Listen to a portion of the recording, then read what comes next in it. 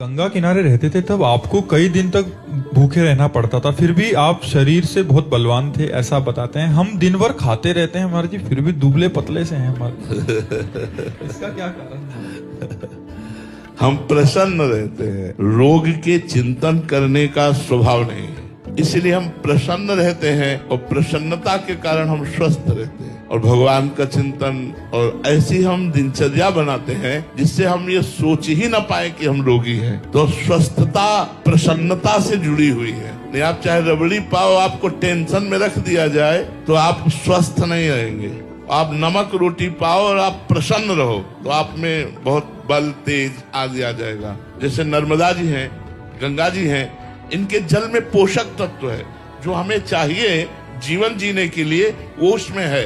तो जैसे भूख से व्याकुल होकर गंगा जल भर पेट पीते थे, हमें बिल्कुल वैसे ही पावर आता था जैसे गाय का दूध पीने पर। हमें कभी निर्बलता का, आज भी निर्बलता का अनुभव नहीं, यद्यपि हमारी सामर्थ्य नहीं कि मैं खड़ा होकर चल पाऊं, लेकिन हमारे अंदर उत्साह इतना है, ऐसा स्वस्थता है अंदर, प्रसन्नता है, वो भगवान की शरण के कारण। तो बात भोजन की नहीं है, बात चिंतन की है कि आपका शरीर दुबला पतला या मोटा होना कोई खास बात नहीं, स्वस्थ होना, प्रसन्न रहना, सही चिंतन होना, ये बात देखी जाती है कि आप स्वस्थ हैं मतलब प्रसन्न हैं, आपका चिंतन ठीक चल रहा है, ये खास बात होती है।